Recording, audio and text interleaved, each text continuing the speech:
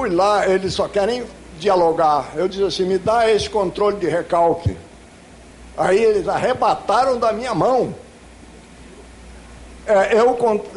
O condomínio contratou uma firma para fazer um primeiro nivelamento. O nivelamento e o contranivelamento não fecharam por causa da trepidação. Então, o que está acontecendo é o seguinte, nós estamos vivendo num país de mentira, porque nós precisamos, minha gente, de ter a informação.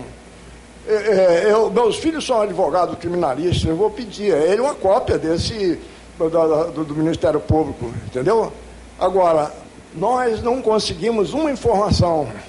Palavras do meu vizinho, ele diz o seguinte, um assassino criminoso consegue, através dos seus advogados, conseguir tudo que há contra ele. Nós que somos as vítimas, não conseguimos uma informação de recalque, um parecer, e quando a gente vai lá, eles procuram dissimular. Eu tenho feito todas as contestações dos panfletos que são absolutamente infundados, cheio de... O filme que apareceu na televisão mostra setas vindo de baixo para cima. Quer dizer, quando houve a despressurização e houve o fracasso dos 2 cones de desabamento, pois bem, eles puseram a seta para cima para dissimular a gente. Isso contraria a gravidade, contraria a lei de Newton de que 2 corpos não ocupam o mesmo lugar no espaço. Então bota para cima. Mas é porque ele só conseguiu haver o desabamento porque o projeto de inclinar a enfilagem na primeira toda vertical. E quando ele chegou nas extremidades, 30 metros de altura, 28 metros de altura, 14 graus, dá 6,7 metros por baixo. Então, é um prisma triangular sem grauteamento, sem enrijecimento. No momento em que Fundação Pneumática, eu trabalhei com Fundação Caixano e Fundação Pneumática, quando há alívio da pressão, desce. E eles botam a seta ao contrário, na televisão, na cara da gente, e fica por isso mesmo. Então, o que eu reivindico, e peço que o meu vizinho aqui repita o que ele disse muito mais, nós queremos ter acesso ao controle de recalque. Por que não? Quando eu fui lá, eles mostraram um papelão assim, cheio de números. Eu não entendo de avaliação de controle de recalque. Aí eu peguei, arrebataram da minha mão. Eu tenho 75 anos de idade. Arrebataram da minha mão. E desenhos também, nada de informação nós temos. Por quê?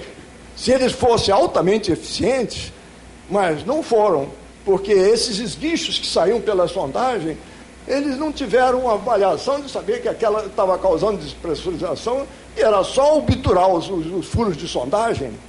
Não fizeram. No dia do acidente foi testemunhado que os esguichos foram mais fortes e aí fugiu por aí. Eu sei que eles estão já com as máquinas para fazer o reforço, mas como é que é o mapeamento disso? A gente quer de cima controlar. Por favor, meu vizinho aqui. Boa tarde. Não, só rápido, é que nós somos os diretos interessados porque o prédio está bem em frente. O prédio está bem em frente, então precisamos só da informação. E temos gente competente para analisar. Tudo bem. E tínhamos uma série de perguntas a submeter aqui, pertinentes ao tema. Né? Existe ou não o risco de desabamento? Que essa resposta que tem que ser dada hoje. Eu espero que o Ministério Público avalie bem esse risco. Não basta só diminuir. Só um momento que nós estamos abrindo a discussão e eu tenho certeza que os senhores vão sair daqui com um pouquinho mais de conhecimento sobre o assunto.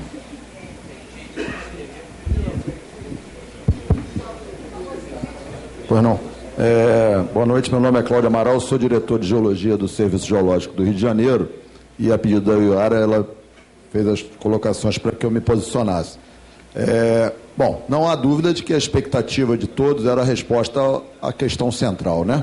A avaliação do risco, mas para chegar a esse resultado, há que se ter, e esse era o meu desejo também, de vir aqui hoje e reunir informações que me criassem um cenário mais claro, não só das questões técnicas envolvidas, mas também das questões operacionais. Nesse aspecto, o posicionamento do Ministério Público me deixa razoavelmente, vamos dizer assim, informado. Infelizmente, não houve a participação da segunda parte, e estou aqui colocando à disposição do DRM para fazer as devidas colocações. A única coisa que eu queria acrescentar é que esse não é um aspecto pontual. Nós temos tido acidentes com uma frequência bastante significativa no túnel Gasduque, lá em Soarinho, no túnel da Grota Funda e, recentemente, também na Transolímpica. E uma das coisas que o Newton apontou é preciso ampliar essa responsabilidade. Gostei da tua fala, porque, na verdade, nós estamos tendo as construtoras e, principalmente, os consultores, né, se eximindo dessa responsabilidade também. E não apenas do que se está fazendo. Eu não sei quanto McDowell esteve envolvido, mas eu tive algum tempo numa parede de diafragma entre Flamengo e Botafogo com fuga de areia. Tá certo? E esses fatos estão se sucedendo. Então é muito importante não só que todos os responsáveis sejam chamados e se coloquem, esses fatos não apenas sejam documentados quando eles ocorrem, que nem os desastres de verão, que isso seja uma preocupação permanente. Acho que o Ministério Público tem todas as condições de capitanear esse esforço, e fica aqui mais uma vez, então, minha oferta para que o Serviço Geológico, que é um órgão do Estado, não está no governo, mas fundamentalmente é um órgão de Estado, e a ciência geológica não pode ficar em segundo plano. Obrigado.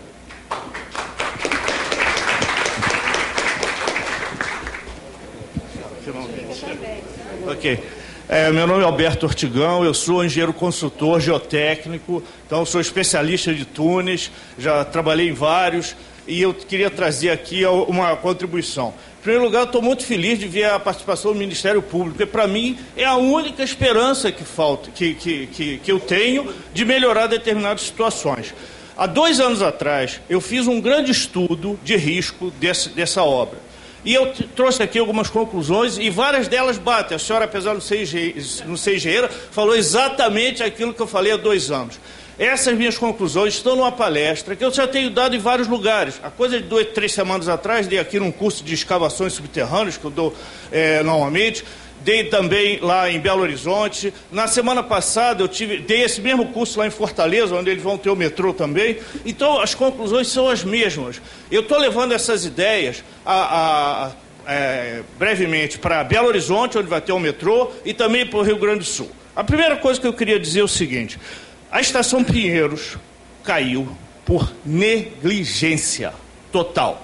Negligência total. Lá havia instrumentação, havia dados, deixaram cair. E uma coisa muito importante que eu aprendi daquilo: até então, o metrô de São Paulo havia feito um contrato com as empreiteiras, passando toda a responsabilidade para a empreiteira. O que aconteceu? E o procurador certamente vai dizer que isso é verdade.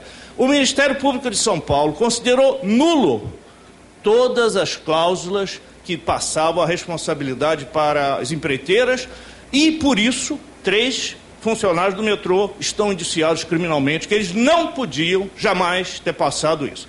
Essa palestra que eu tenho, que um dia espero dar para vocês, eu já apresentei no metrô do Rio, eu já apresentei na empreiteira, e simplesmente ignoraram totalmente. Eu vou resumir aqui o que eu digo nessas palestras. Primeiro, fatores de risco. Qual é o pior material para se escavar túnel? É a areia. Qual é a situação de nível d'água pior para se escavar túnel? Nível d'água alto. Qual é o maior risco de uma tuneladora? O diâmetro em relação à cobertura, que a senhora falou muito bem. Lá em Fortaleza, que é um projeto adequado, eles trabalham com tuneladora de 6 metros. Na Europa inteira se trabalha em região urbana com tuneladora de 6 metros. Nós temos uma de 12. Para trabalhar com 12, eu precisaria, no mínimo, 3 vezes alguma cobertura igual a 3 vezes o diâmetro, e a senhora foi no ponto principal. Bem, não é só isso, não. Ruptura de frente que ocorreu. Aí nós estamos numa transição entre o gneiss e um saprolito, e depois entrando na areia. O que acontece numa transição como essa? A transição como essa é a pior situação que pode ter num túnel. O que você precisa fazer? não só o tratamento da areia à frente, como o mais importante que eu acabei de ver no teu projeto aí que está faltando, grampeamento. Como é que você fixa um bloco? Através de grampeamento. Hoje em dia existem técnicas que se faz isso com plástico reforçado, você faz a fixação desses blocos e a tuneladora passa sem problema nenhum. Aparentemente foi feito o tratamento com jet grout, que foi uma atitude certa, mas não fizeram o grampeamento. Tem mais. O que está faltando? Isso eu entrei há 2 anos atrás. Gerenciamento do risco. O que é o gerenciamento do risco? Isso se aplica a qualquer coisa, a talude, a incêndio, a qualquer coisa. Primeiro, mapear o risco. Segundo, conhecer, avaliar. Terceiro, monitorar. E tem um ponto aqui muito importante que ninguém está falando, que é o seguinte: quando se trabalha com um túnel antigo, NATM, ele avança 2 metros por dia. Você consegue, então, fazer um monitoramento como se fazia antigamente no metrô, manual. Atendia perfeitamente. Numa tuneladora, que avança 20 metros por dia, fazer monitoramento manual é a mesma coisa que um avião, que você tem um radar, mas você só recebe a informação do radar no dia seguinte. Ou seja, nós estamos com voo cego. Tem 2 formas de tratar isso. Ou você automatiza todo o processo, como é feito em Londres. Eu trabalhei em Londres, sei exatamente o que precisa fazer. Todos os países da Europa fazem isso. Aqui não fazem nada. Ou então você reduz o avanço para 2 metros por dia. Só tem 2 alternativas. Ou você reduz o avanço, ou você automatiza tudo. O que você falou aí é absolutamente normal. Bem, outra coisa. O que está sendo esquecido aqui: a responsabilidade do poder público. O poder público está querendo passar a responsabilidade para as empreiteiras. Graças a Deus, nós temos a situação...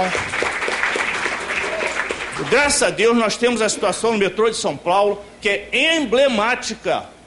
3 funcionários do metrô estão sendo indiciados criminalmente. Finalmente, gestão de risco.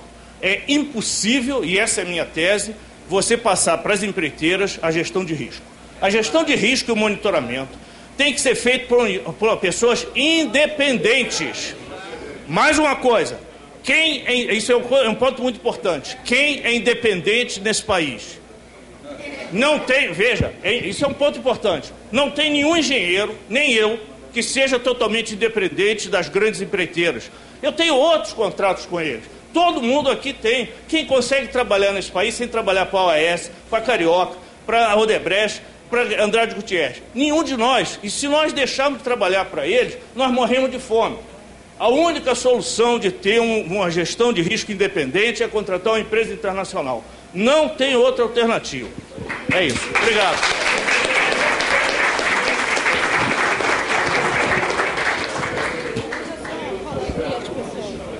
Olha só, agora vai falar o engenheiro Licínio, logo após a senhora Miriam, e depois o senhor Ricardo Novaes, e depois o nosso amigo ali, que eu não sei o nome, lá de trás.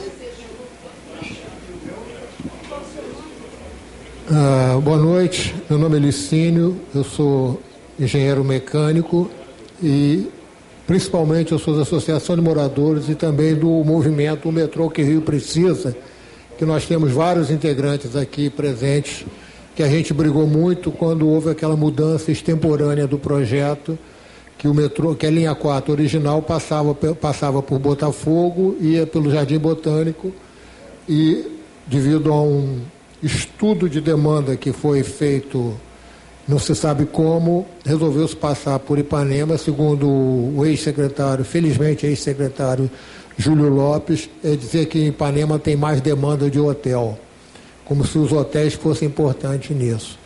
A gente tem muita coisa a contar, o William já falou das audiências que nós participamos, que nós gritamos, e esse movimento todo conseguiu, na verdade, uma única vitória, que foi a conseguir a estação Gávea em 2 níveis. Ela está sendo feita não em 2 níveis, mas do modo que as linhas não se cruzam fisicamente como eles iam fazer, e o Ministério Público é o grande apoiador disso e é quem nos representa hoje em dia, porque o governo não quer conversa. A gente não tem Enquanto Fórum de Mobilidade, também sou do Fórum de Mobilidade, quem não conhece, é um fórum que se reúne toda sexta-feira, às 18 horas, aqui no 20º andar, 21º andar, e a gente discute a mobilidade no Rio de Janeiro e, obviamente, o metrô como o melhor vetor de mobilidade está aqui presente. A questão básica é o seguinte, já foi citado aqui, que não há transparência do governo, não há informações. A gente, hoje em dia, eu queria perguntar também ao Ministério Público como é que pode funcionar isso, porque hoje em dia, com a lei da transparência, a gente pode requisitar qualquer documento. Esses documentos já foram requisitados aí pelo Ministério Público, então logo chegue, o processo, basta pedir cópia lá, que o deferimento é normal, que são documentos públicos.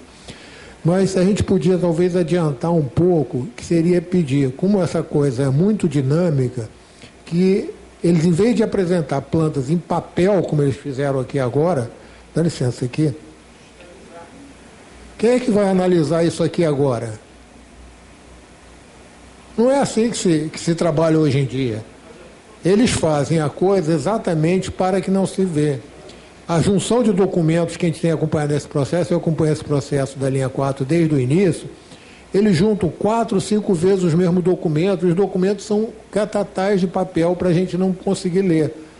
Então, teria que se fazer, não sei se poderia pedir isso, uma liminar, alguma coisa desse tipo, de modo que eles tivessem um site onde eles pudessem ter todas essas coisas, porque eles têm nos computadores das empreiteiras, eles têm isso tudo analisado. Então, pegar 1 ou 2 funcionários nesse meio de uma obra de 8,5 bilhões de reais, detalhe, eram 4, de reais não, eram 4 quando começou, hoje já estão em 8,5, algum preço dobrou em 4 anos, só a obra do metrô.